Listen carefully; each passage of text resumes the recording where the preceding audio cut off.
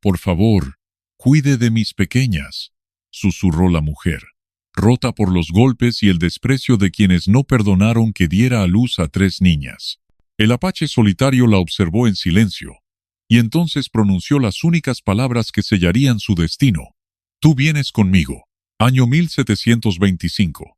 El desierto al sur de Santa Rosalía se extendía como un mar inmóvil de polvo y espinas.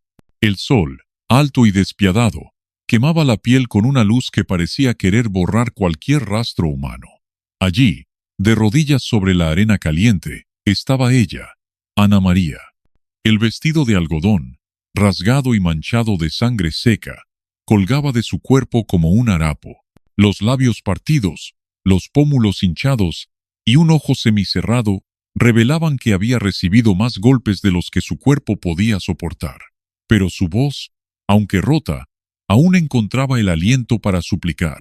Por favor, cuide de mis pequeñas. Frente a ella, erguido como una sombra oscura contra el horizonte, estaba él, Tahuaconi, el apache solitario, alto, con la piel curtida por el viento y los años, el cabello largo recogido con una tira de cuero, y un colgante de piedra turquesa descansando sobre su pecho. Sus ojos negros, profundos y quietos, no pestañeaban.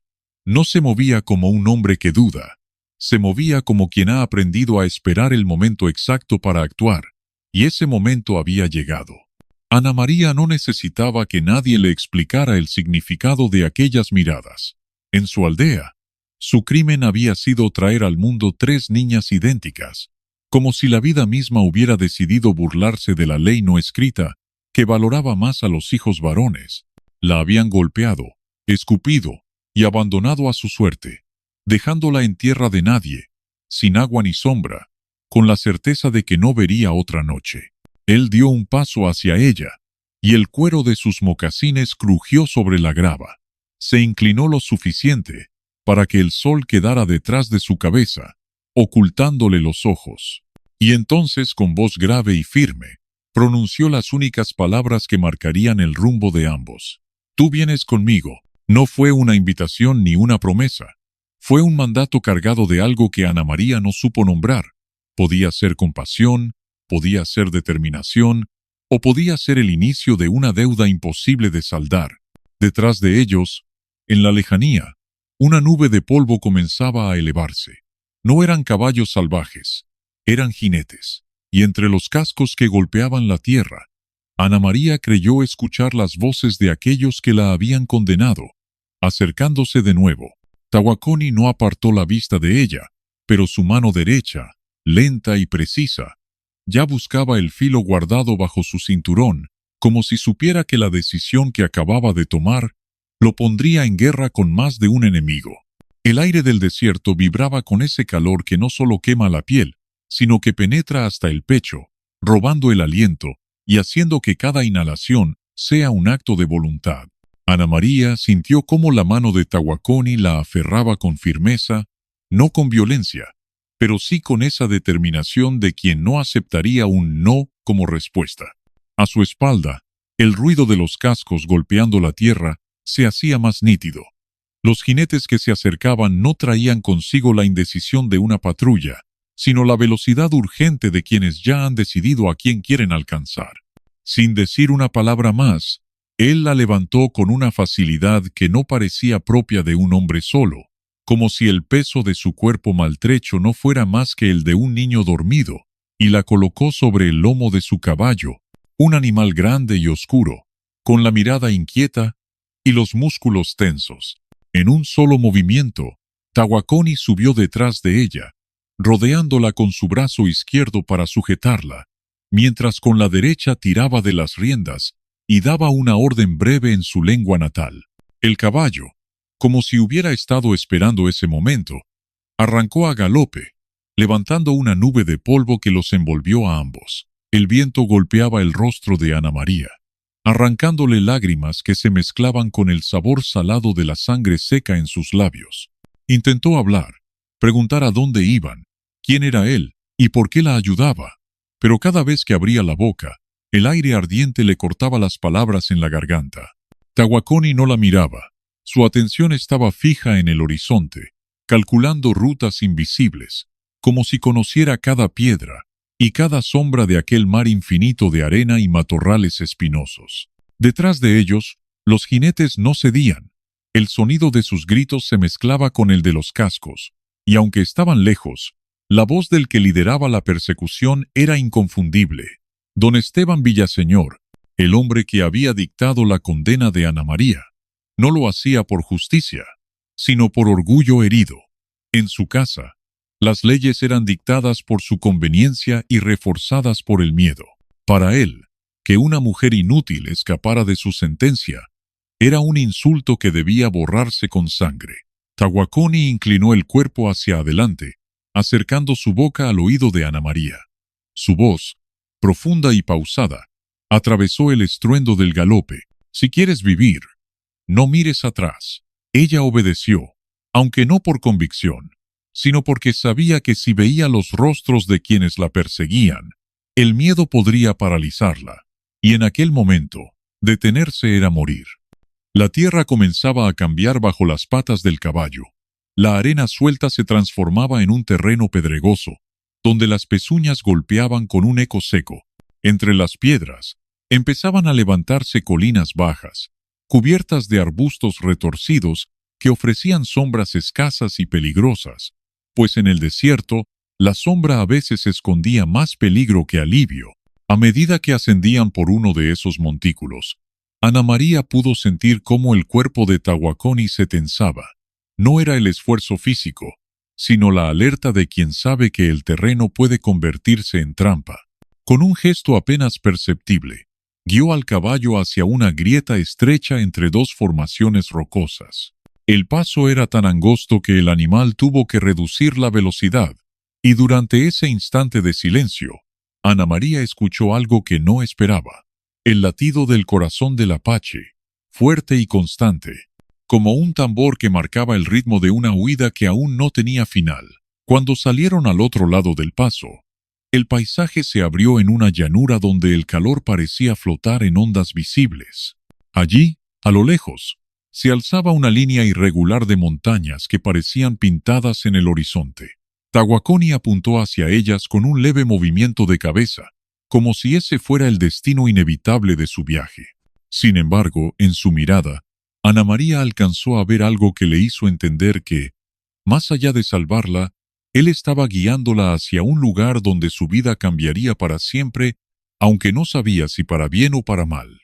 Antes de que pudiera preguntar, un silbido cortó el aire y una flecha, lanzada desde algún punto desconocido, pasó rozando su brazo para clavarse en la madera del arnés del caballo. Tahuaconi no frenó, pero Ana María sintió cómo la tensión en sus músculos se convertía en algo más. No era solo huida.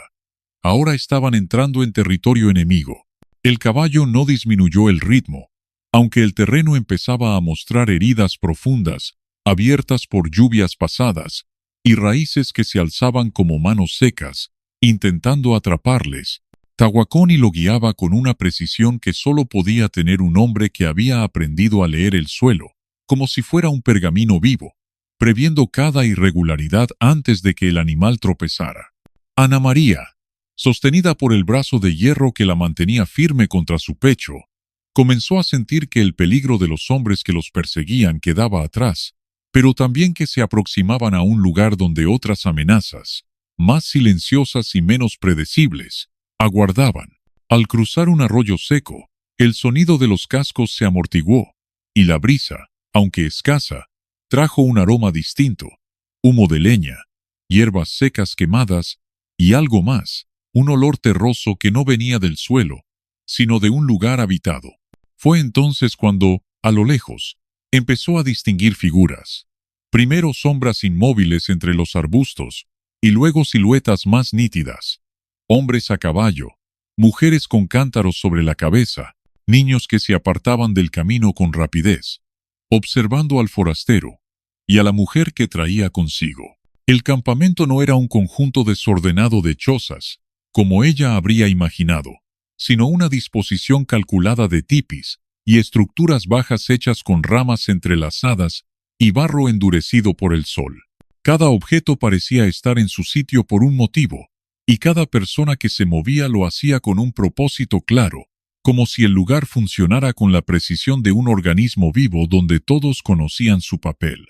Sin embargo, lo que más la impresionó no fue el orden del campamento, sino las miradas. No había una sola expresión de curiosidad inocente. Cada par de ojos que se posaba en ella lo hacía con un peso que se sentía en la piel, como si sus pensamientos no fueran simples preguntas, sino juicios inmediatos. Algunos hombres apretaban la mandíbula, otros ladeaban la cabeza apenas unos grados, evaluando no solo quién era, sino por qué había llegado de la mano de uno de los suyos. Entre las mujeres, vio rostros duros, ceños fruncidos, y apenas un par de miradas que no parecían hostiles, sino simplemente atentas, como si esperaran a que ella misma se definiera con sus actos. Tawakoni desmontó primero, ayudándola a bajar sin pronunciar palabra, pero manteniendo su mano en su brazo, no como una caricia, sino como una declaración silenciosa. Ella estaba bajo su cuidado. Ese gesto, lejos de suavizar el ambiente, pareció intensificarlo. Los murmullos comenzaron, primero leves, luego un poco más audibles, frases cortas en una lengua que Ana María no comprendía, pero cuyo tono cargado de recelo no necesitaba traducción. Un hombre mayor, de espalda ancha y piel marcada por arrugas profundas, se adelantó desde el centro del campamento. Su cabello, trenzado con plumas negras, caía sobre un manto de cuero cubierto de símbolos pintados a mano.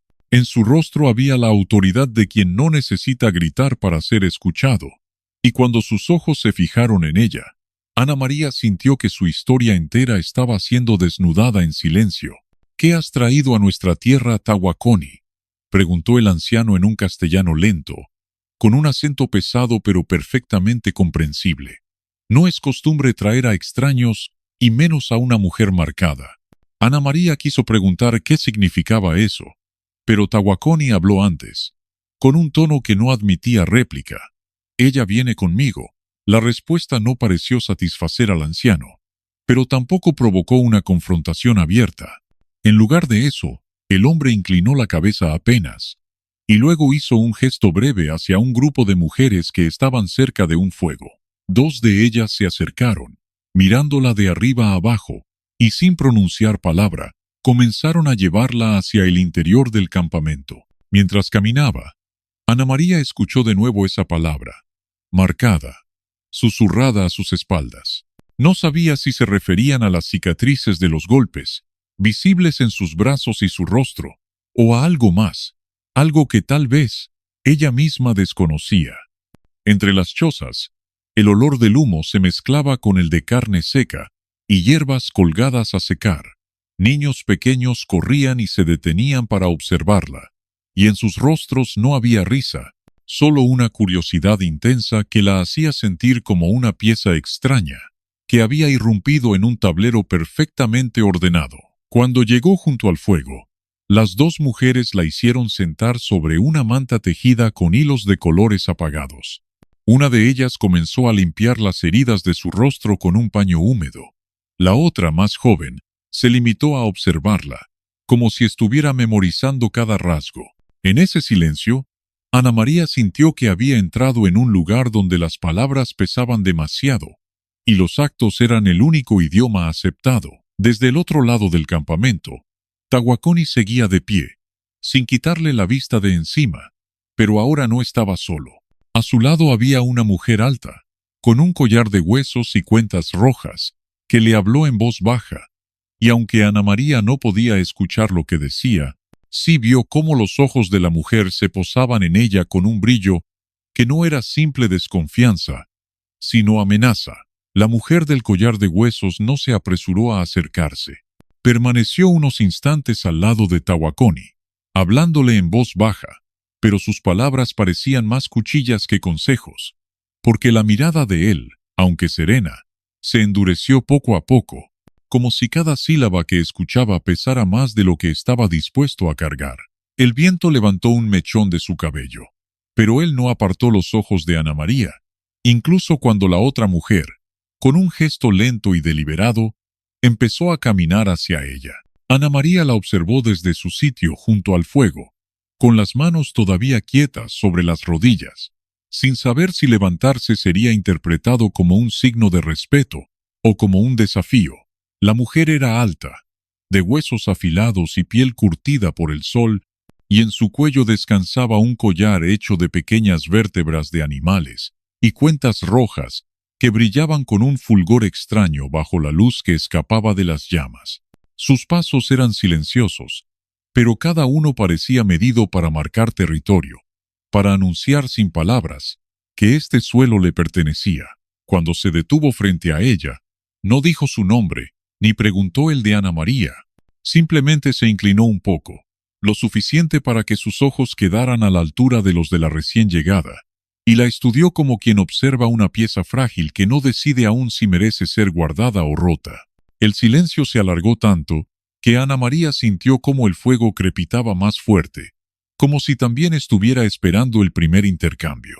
Las marcadas siempre traen consigo desgracias, dijo finalmente, su voz grave y baja, con un timbre que se arrastraba como un susurro por la tierra. Y las desgracias, cuando cruzan estas tierras, no se detienen, arden hasta que no queda nada. La frase no era una amenaza directa, pero tampoco una advertencia vacía.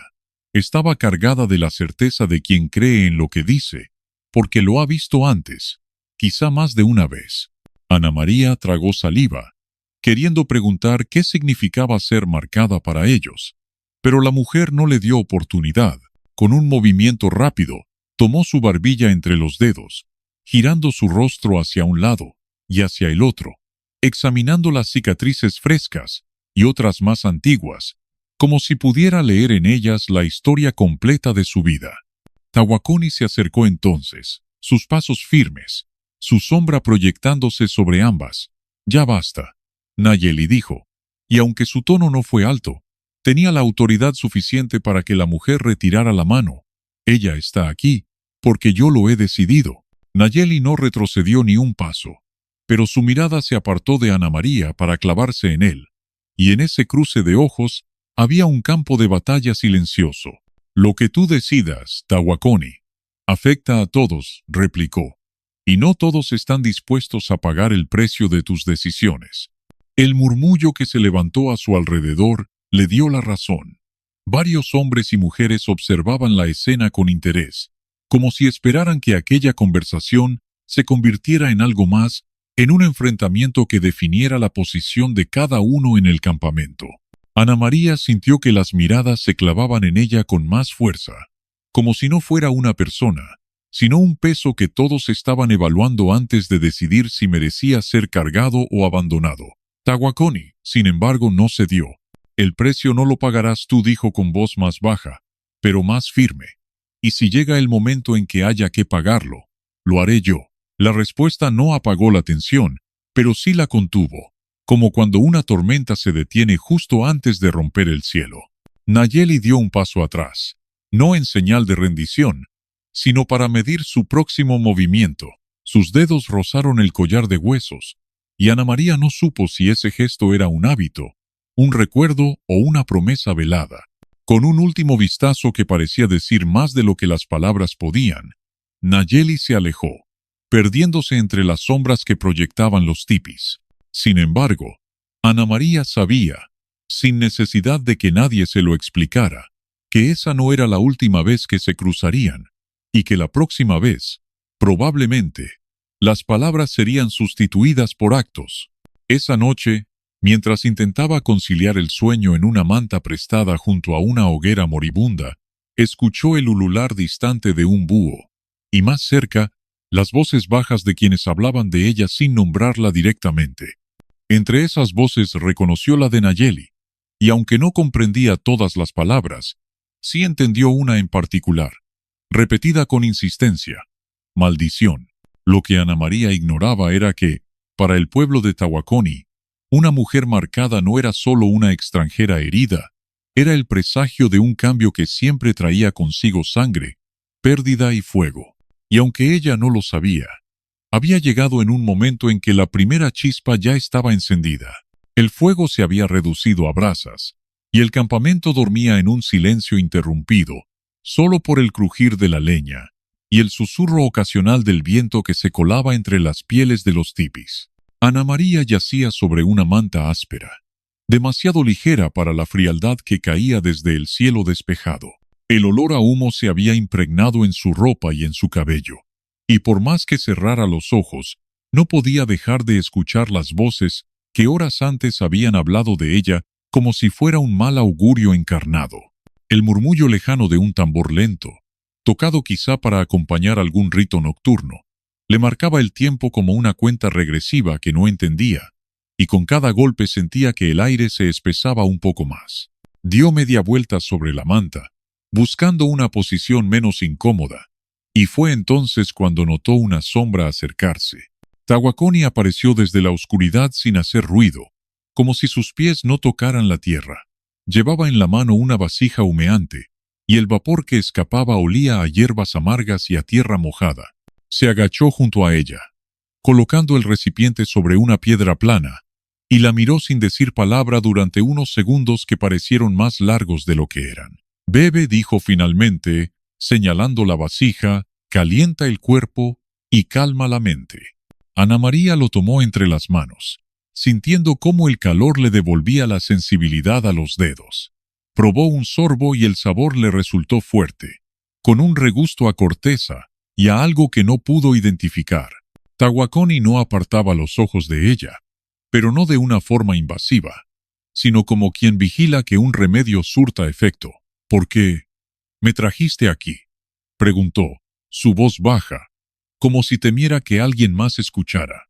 Tawakoni se acomodó sobre los talones, sus manos descansando sobre las rodillas. El reflejo del fuego moribundo dibujaba sombras duras en su rostro, acentuando los surcos que no eran de edad, sino de experiencias. «Porque vi algo que ellos no ven», respondió. «Vi a una mujer rota, pero no vencida». Ana María apartó la vista hacia las brasas, sin saber si creerle. Las palabras eran cálidas, pero aún llevaba en la piel el eco de las miradas que la habían condenado antes de pronunciar un juicio. «Ellos creen que soy una maldición», murmuró. «Ellos creen en lo que les mantiene a salvo», dijo él. Y en su voz no había juicio, solo constatación, bielonociente. Y a veces, para estar a salvo, necesitan un enemigo al que culpar. Hubo un silencio prolongado. El tambor seguía sonando a lo lejos, y en cada golpe Ana María sentía que algo se acercaba, algo que no sabía si debía temer o aceptar. «¿Y tú?», preguntó. «¿No temes que yo sea ese enemigo?». Tawakoni la miró con una intensidad que hizo que dejara de sentir el frío por un instante. «Yo ya conocí a una marcada», dijo, «y no me trajo desgracia. Me salvó la vida». Las palabras quedaron suspendidas entre ellos, cargadas de un peso que pedía ser explicado. Ana María abrió la boca para preguntar, pero en ese momento, un aullido lejano rompió el silencio, y varios perros del campamento comenzaron a ladrar, inquietos. Tawakoni se giró hacia la oscuridad, como si pudiera ver más allá de la negrura, y sus facciones se tensaron. «Quédate aquí», ordenó, poniéndose de pie con un movimiento rápido. Ana María lo vio alejarse hacia el perímetro del campamento, su silueta recortada contra el resplandor tenue de las hogueras.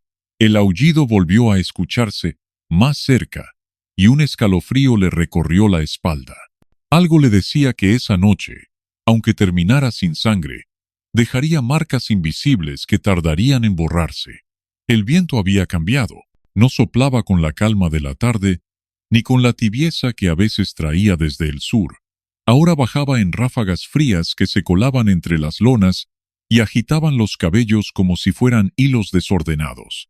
El campamento, que hasta hacía unos minutos dormía, comenzó a removerse en murmullos y pasos rápidos, y las figuras de los guerreros más jóvenes aparecieron, saliendo de sus tipis con arcos preparados y lanzas en mano, como si todos hubieran escuchado la misma advertencia invisible.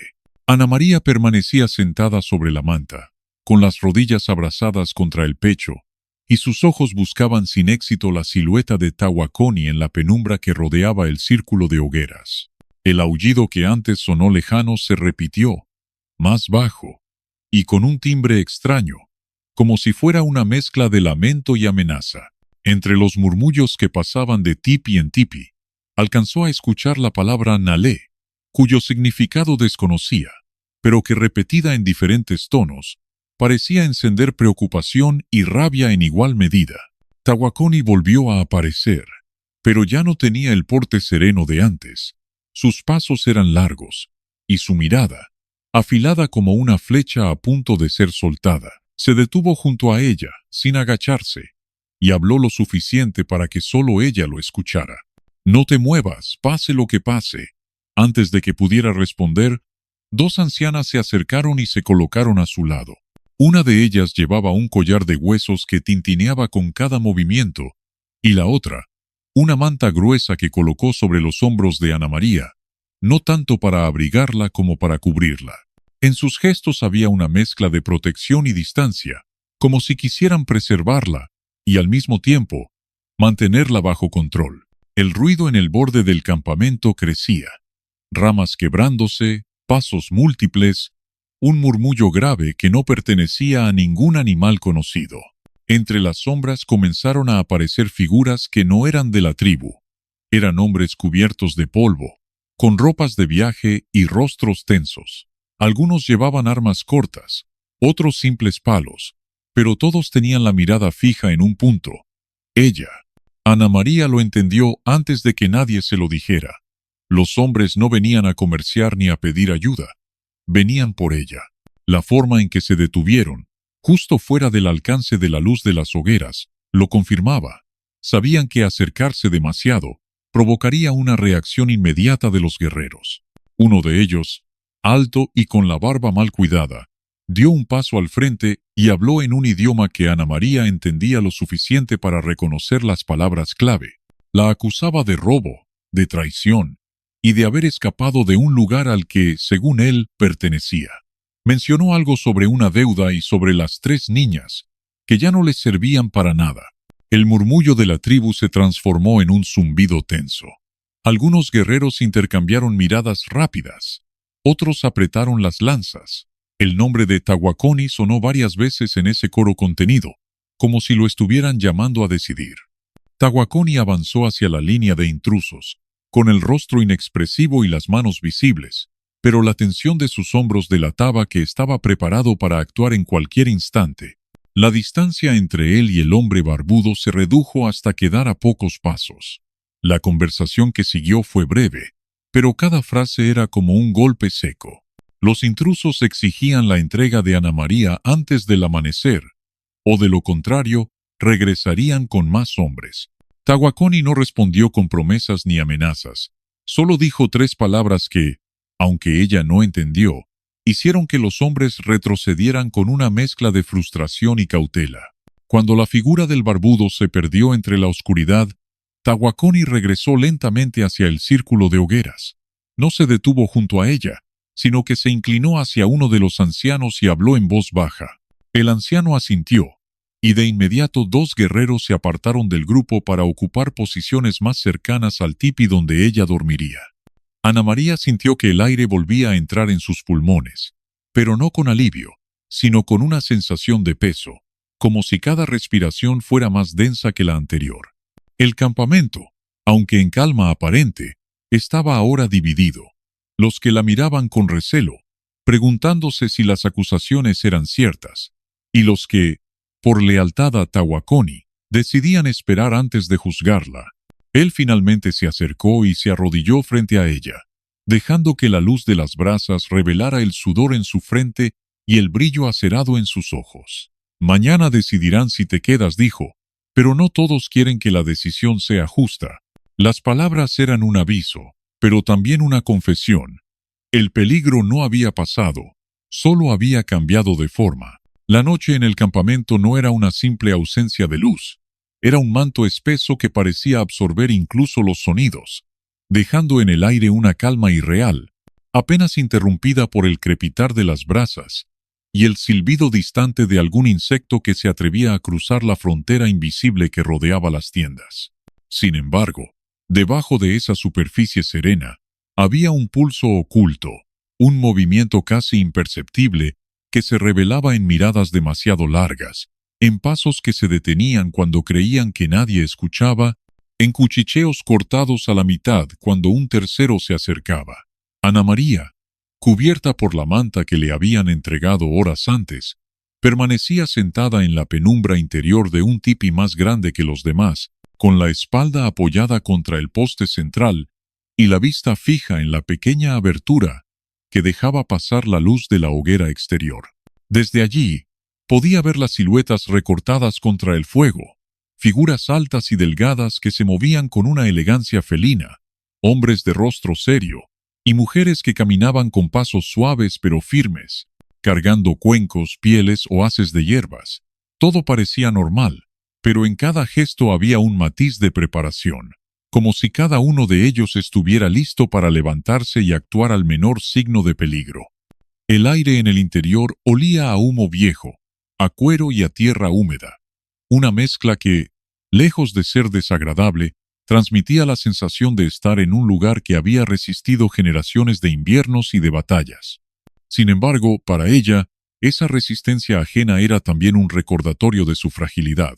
No pertenecía allí, no conocía sus códigos, y lo único que la mantenía en pie era la promesa muda de un hombre que, horas atrás, había pronunciado las palabras que le habían cambiado el destino. Tawakoni no había regresado desde que la dejó bajo la custodia de las dos ancianas, pero ella podía sentir su presencia en el campamento, como si el mismo fuego llevara su huella. Las ancianas, por su parte, se movían a su alrededor con un ritmo casi ritual, una preparando una infusión amarga, cuyo aroma le recordaba a hierbas secas y madera quemada, la otra reparando una prenda de piel, sus manos curtidas y llenas de cicatrices, moviéndose con la precisión de quien ha hecho lo mismo miles de veces. Ninguna de las dos hablaba, y aunque sus rostros no eran hostiles, tampoco transmitían calor, parecían más bien guardianas de un límite invisible, que ella no debía cruzar. Afuera, el murmullo de la conversación había bajado de intensidad, reemplazado por un silencio expectante que Ana María aprendía a leer como señal de que algo estaba por suceder. No pasó mucho tiempo antes de que viera, a través de la abertura, una figura acercarse al tipi. Era un joven guerrero, más bajo que Tawakoni, pero con una complexión compacta y unos ojos oscuros que no se apartaban de la entrada. No dijo su nombre, ni siquiera habló, simplemente hizo un gesto breve, señalando hacia el límite del campamento, y luego se alejó con paso rápido. Las ancianas intercambiaron una mirada fugaz y salieron, dejando la entrada cubierta pero no cerrada. Ana María, movida por una mezcla de inquietud y la necesidad de entender qué estaba sucediendo, se arrastró lo suficiente como para mirar sin ser vista. A lo lejos, en la zona donde el fuego apenas alcanzaba a dibujar formas, se reunían 3 hombres y una mujer, todos de la tribu, hablando con otro grupo más pequeño que claramente no pertenecía al campamento. La conversación era tensa, sus gestos demasiado bruscos, y aunque no podía escuchar con claridad, percibía que las manos se movían como si estuvieran negociando algo que no podía ser dicho en voz alta. Entonces vio una señal inequívoca. Uno de los forasteros sacó de su bolsa un objeto envuelto en tela oscura y lo mostró apenas, lo suficiente para que los demás lo vieran y asintieran con lentitud. No supo qué era, pero en la forma en que lo protegían y en la avidez con la que los otros lo miraban, entendió que aquello tenía un valor que iba mucho más allá de lo material. El encuentro duró apenas unos minutos más, y cuando los forasteros se retiraron, la mujer de la tribu que estaba con ellos volvió la cabeza hacia el tipi donde Ana María se escondía. La miró directamente, como si supiera que estaba allí observando, y en esa mirada había una mezcla de advertencia y amenaza que le heló la sangre. No sabía aún qué significaba aquel intercambio, ni quién había autorizado a que se realizara, pero comprendía que, en ese momento, algo se estaba moviendo en las sombras contra ella, y que esas sombras no solo venían de fuera del campamento. La noche había avanzado hasta ese momento en que el cielo deja de ser simplemente oscuro, y se convierte en un abismo que parece inclinarse sobre quienes lo miran, un vacío silencioso donde incluso el parpadeo del fuego Parece demasiado fuerte. El campamento, que durante las primeras horas había sido un entramado de movimientos suaves, de conversaciones apagadas y de pasos que se cruzaban en todas direcciones, ahora se había reducido a un núcleo más pequeño, más concentrado, donde los sonidos tenían un eco distinto, como si todo estuviera escuchando a todo. Ana María no había salido del tipi desde que vio aquella reunión a lo lejos, pero tampoco había podido apartar su mente de esa imagen. 3 hombres y una mujer de la tribu hablando con forasteros en un lugar donde el fuego apenas alcanzaba a revelar los bordes de sus cuerpos, intercambiando gestos bruscos y miradas rápidas. Y sobre todo, ese instante en que uno de los extraños había mostrado el objeto envuelto en la tela oscura, tan rápido que parecía querer ocultarlo incluso de la noche misma. A medida que el silencio se alargaba, su respiración se volvía más pesada, no porque le faltara aire, sino porque cada inhalación llevaba consigo una presión invisible, como si el aire estuviera saturado de algo que ella no podía ver, pero que estaba allí, llenando cada hueco. El interior del tipí olía ahora más intensamente a humo rancio y piel curtida, y en el rincón donde las ancianas habían dejado la infusión, el líquido seguía humeando débilmente, liberando un aroma amargo que parecía aferrarse a su garganta. El joven guerrero que había traído el mensaje horas antes volvió a aparecer, pero esta vez no se detuvo en la entrada. Cruzó sin pedir permiso y se inclinó hacia ella, sus ojos fijos en los suyos, con una intensidad que le hizo olvidar, por un momento, la distancia cultural y la barrera del idioma.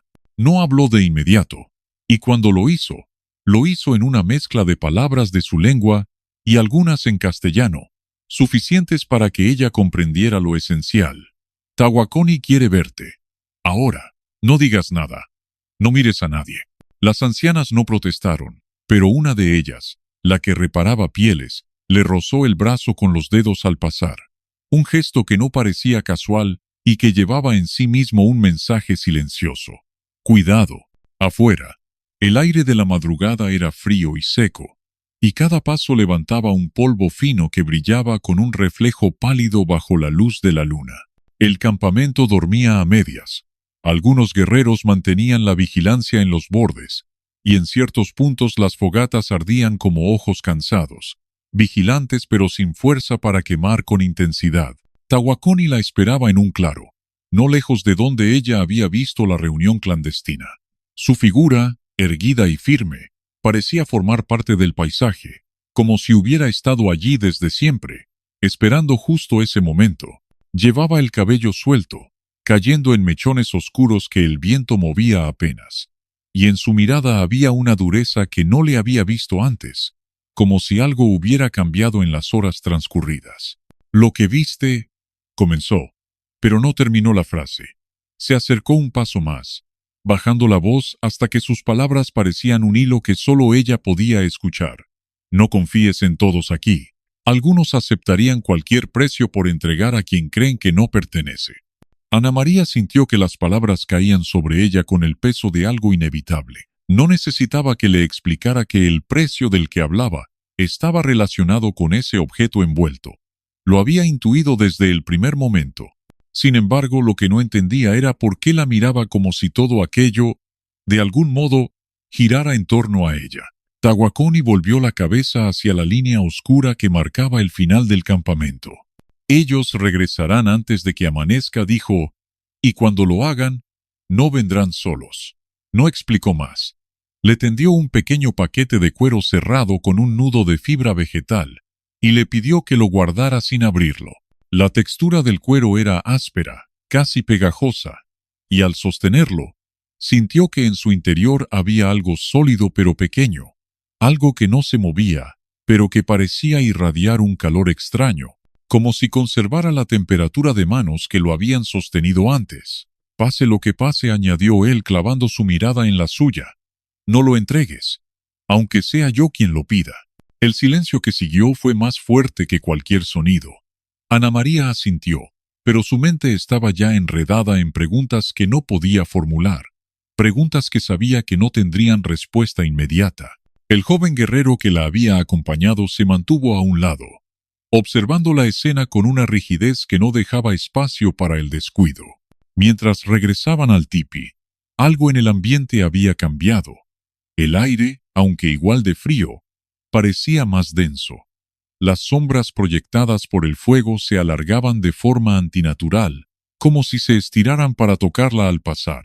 Y aunque el campamento seguía en calma, el eco de las palabras de Tawakoni resonaba en su cabeza, mezclándose con la imagen de la mujer que la había mirado desde lejos durante el intercambio secreto.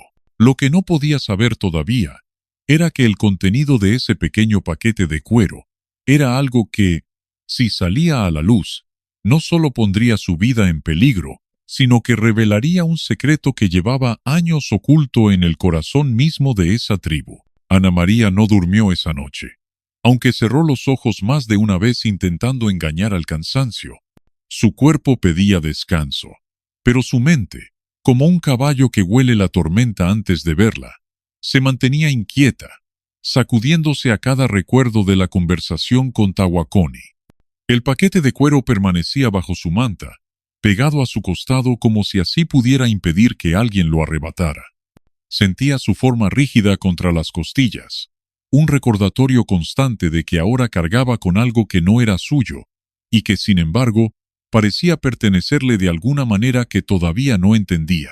Fuera del tipi, el campamento respiraba en ese extraño estado intermedio, en el que no se duerme del todo, pero tampoco se vive con los ojos abiertos. Los guerreros se relevaban en silencio, las fogatas crepitaban con un ritmo casi hipnótico, y de vez en cuando, el aullido lejano de un coyote se colaba en la quietud como una advertencia. El aire olía a humo, a polvo viejo y a cuero curtido, pero también había un aroma más sutil, apenas perceptible, que le recordó por un instante a las flores secas que su madre guardaba en una caja de madera cuando ella era niña. Fue ese olor, tan fuera de lugar, lo que la llevó a deslizar la mano hacia el paquete, tanteando la textura rugosa del cuero. El calor que había sentido antes seguía allí, persistente, como si el objeto no aceptara enfriarse. Contuvo el impulso de abrirlo, recordando las palabras de Tawakoni, pero no pudo evitar preguntarse si no sería más seguro saber qué llevaba consigo. La respuesta llegó antes de que pudiera decidirlo. Un murmullo sordo la despertó por completo.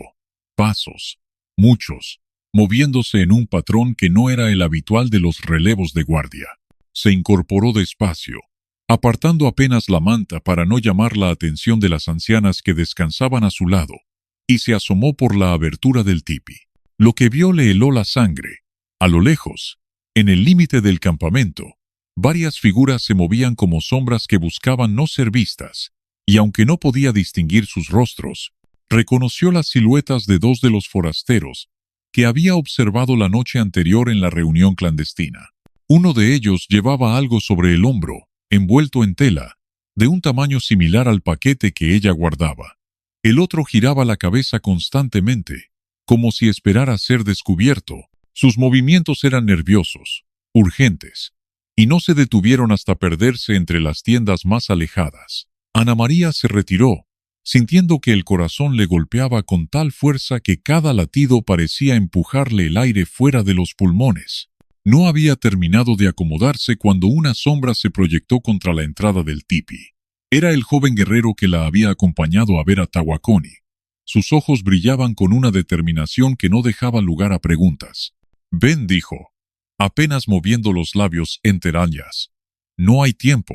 Ella no dudó.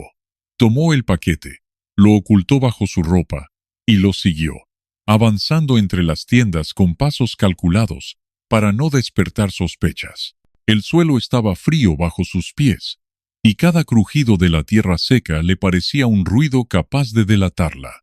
A medida que se alejaban del centro del campamento, el murmullo de voces se hacía más nítido, y pronto distinguió palabras que, aunque dichas en lengua apache, no necesitaban traducción para transmitir su sentido. Había acusaciones, promesas de venganza, y un nombre que se repetía con fuerza, el de Tawakoni. Se detuvieron junto a un pequeño corral improvisado donde descansaban dos caballos. El joven le indicó que esperara y se adelantó unos pasos hablando en voz baja con un anciano que sostenía una lanza corta. Ana María no alcanzó a oír lo que decían, pero notó cómo el anciano la observaba de arriba abajo, no con desprecio, sino con una especie de reconocimiento, como si en su rostro viera algo que le resultaba dolorosamente familiar. Fue entonces cuando el anciano se acercó, y sin pedir permiso, tomó su muñeca izquierda. Sus dedos, ásperos y firmes, se posaron justo donde la piel era más fina, y allí, apartando con cuidado la tela de su manga, dejó al descubierto una pequeña marca de nacimiento. Una media luna pálida, tan sutil que apenas se notaba. El anciano la miró fijamente, y luego levantó los ojos hacia ella, murmurando algo que el joven tradujo con un tono que no lograba ocultar su sorpresa. Dice que esa marca pertenece a una línea de sangre que creíamos extinguida. Ana María sintió que el peso del paquete en su pecho se multiplicaba. El anciano hizo un gesto para que lo mostrara, pero ella recordó la advertencia de Tawakoni y negó con la cabeza. El anciano no insistió. En cambio, inclinó la cabeza con una lentitud reverente, como si hubiera entendido que no era momento de forzar lo que debía revelarse por sí mismo. Si es lo que creo, susurró el joven mientras se alejaban, no es solo un objeto, es una llave, y no abre puertas de madera. El viento sopló entonces con una fuerza repentina, levantando una nube de polvo que les cubrió por completo, y en ese instante, Ana María supo que lo que llevaba consigo estaba atado a algo mucho más antiguo y peligroso que cualquier disputa entre hombres. El joven la condujo por un sendero estrecho que se abría paso entre los matorrales secos y las rocas desgastadas por siglos de viento, un camino que no parecía formar parte de las rutas habituales del campamento.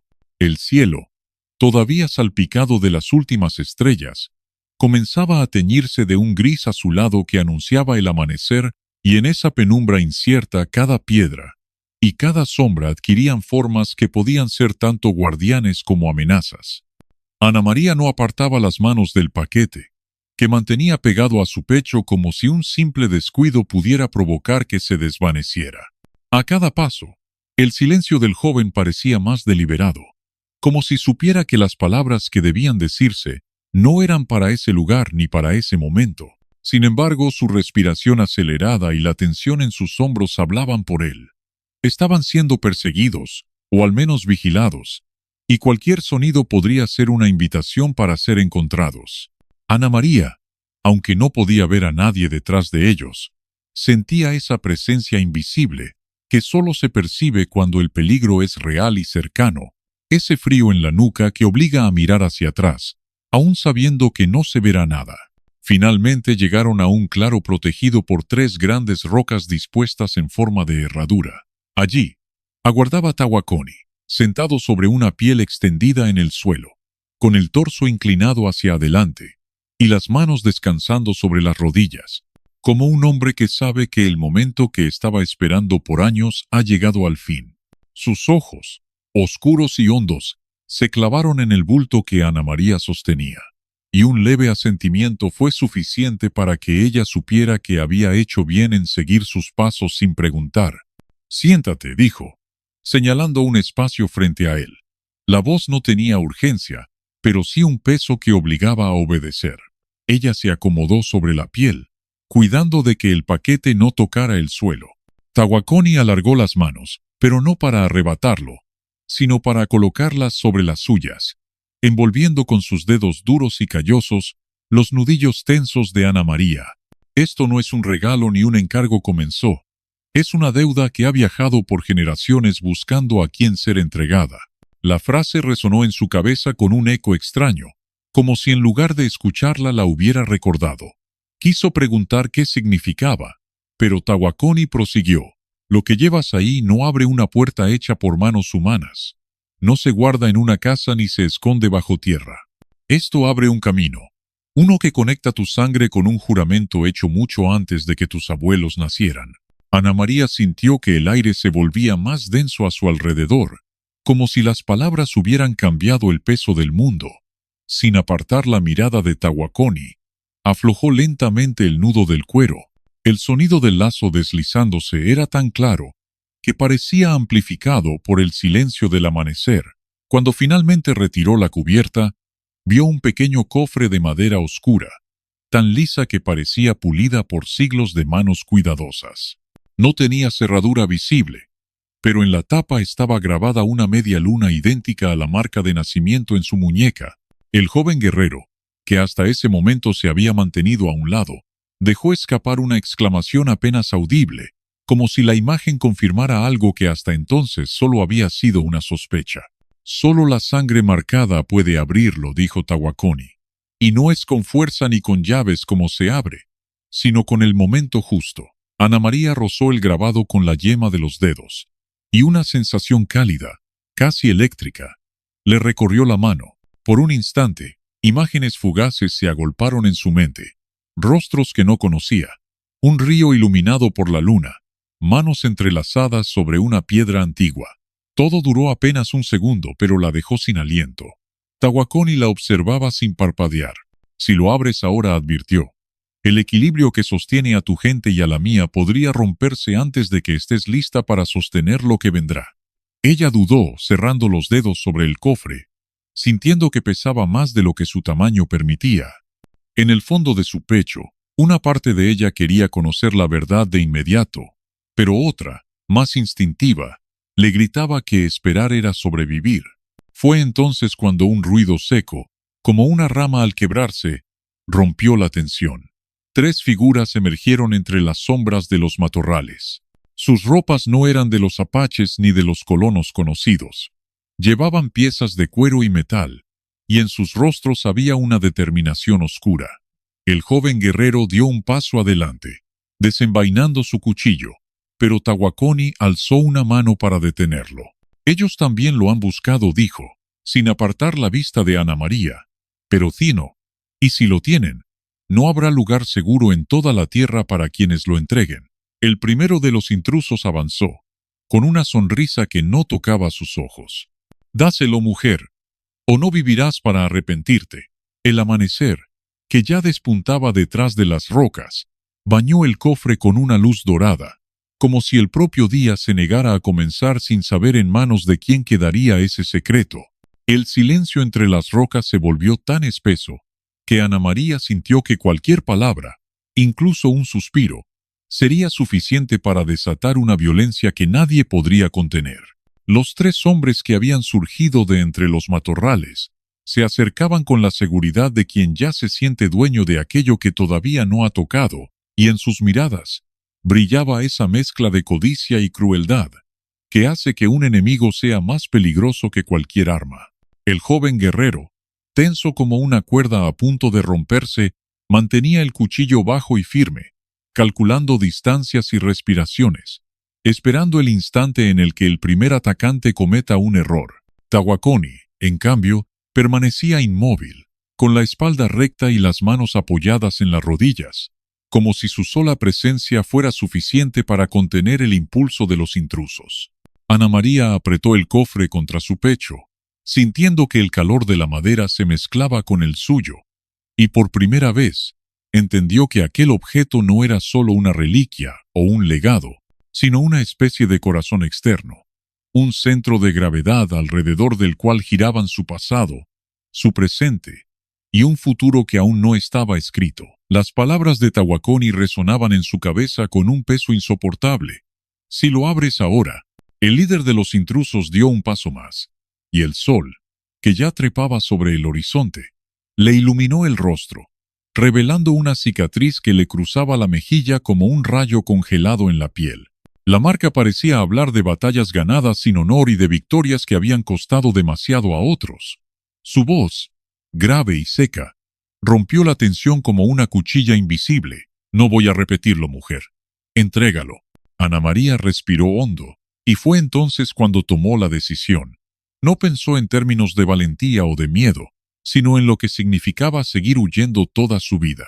Si el cofre era la raíz de todo, esconderlo no haría que el peligro desapareciera, solo lo postergaría.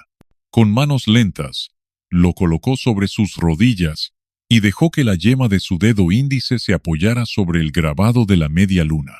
Al contacto, Un pulso cálido se extendió desde la madera hacia su piel, y el grabado comenzó a brillar con una luz tenue pero viva, como un hilo de plata líquida. Los intrusos se detuvieron, confundidos, y uno de ellos murmuró una maldición en una lengua que Ana María no conocía. Tahuaconi no movió un músculo, pero en sus ojos se encendió algo que parecía orgullo y una profunda tristeza. La tapa del cofre se abrió sin sonido, como si hubiera estado esperando siglos para ese momento, y dentro, envuelto en un paño bordado con símbolos que Ana María no entendía, había un pequeño colgante de piedra azul, tallado con la forma exacta de la media luna de su muñeca. No parecía valioso a simple vista, pero al tomarlo en la mano, una oleada de imágenes irrumpió en su mente. Una niña con su misma marca riendo junto a un río, una mujer arrodillada frente a un altar de piedra, un hombre con el rostro de Tahuaconi más joven prometiendo algo en una lengua antigua. Comprendió entonces que no era un amuleto común, sino una llave viva, capaz de convocar a las tribus dispersas bajo una misma causa. Era el símbolo de un pacto olvidado, uno que, si volvía a cumplirse, podía unir o destruir. El líder de los intrusos dio un paso más, extendiendo la mano como si el colgante ya le perteneciera. Pero Ana María cerró el puño sobre él con una fuerza que le dolió en los huesos. Sus ojos, húmedos pero firmes, se clavaron en los de Tahuaconi, buscando una confirmación que él le dio con un leve asentimiento. Ahora ya sabes lo que llevas, dijo, y ahora debes decidir quién merece vivir bajo su protección. El primer intruso intentó arrebatarle el colgante, pero el joven guerrero se interpuso, y en un movimiento rápido y preciso lo desarmó, obligándolo a retroceder. Los otros dos dudaron, y en esa fracción de segundo, el sol alcanzó la cima de las rocas, bañando a Ana María y al amuleto con una luz tan intensa que las sombras parecieron retroceder. Ella alzó el colgante por encima de su cabeza, y una voz que no parecía suya, sino de todas las mujeres que la habían precedido, salió de su garganta, pronunciando palabras en una lengua que no recordaba haber aprendido. Los intrusos palidecieron, retrocediendo hasta desaparecer entre la maleza, como si aquello que habían visto les hubiera recordado un miedo más antiguo que su codicia. Tahuaconi se levantó, cruzó el claro y colocó su mano sobre el hombro de Ana María. Hoy has reclamado tu destino, dijo. Ya no eres solo la mujer que pedía que cuidaran de sus pequeñas. Ahora eres la que las conducirá a un lugar donde nadie podrá tocarlas. Ana María miró hacia el horizonte abierto, sintiendo que, por primera vez, el peso que llevaba no era solo una carga, sino también una brújula. Las tres niñas que aguardaban al pie de las rocas corrieron hacia ella, abrazándola por la cintura, y mientras el sol se alzaba, comprendió que aquellas palabras que él le había dicho días atrás, «Tú vienes conmigo», no eran una orden, sino una promesa. Ese día, bajo un cielo rojo como el inicio de una era nueva, Ana María dejó de ser víctima y se convirtió en guardiana. Y el desierto, testigo silencioso, guardó su juramento en el eco de cada piedra, para que nunca se olvidara que una mujer golpeada, despreciada y expulsada por dar vida, había encontrado en un apache solitario no solo protección, sino el camino para devolver la dignidad y el futuro a su sangre. Bajo aquel amanecer rojo, Ana María abrazó a sus hijas, sintiendo que ya no huía, sino que avanzaba. Y mientras Tahuaconi caminaba a su lado, supo que «Tú vienes conmigo» no había sido un rescate, sino el inicio de su libertad. Si esta historia dejó una huella en tu alma, regálanos un me gusta. Escribe en los comentarios la palabra amor para que sepamos que llegaste hasta el final. Comparte este viaje con alguien que crea en las segundas oportunidades y suscríbete al canal para más historias que curan, inspiran y transforman.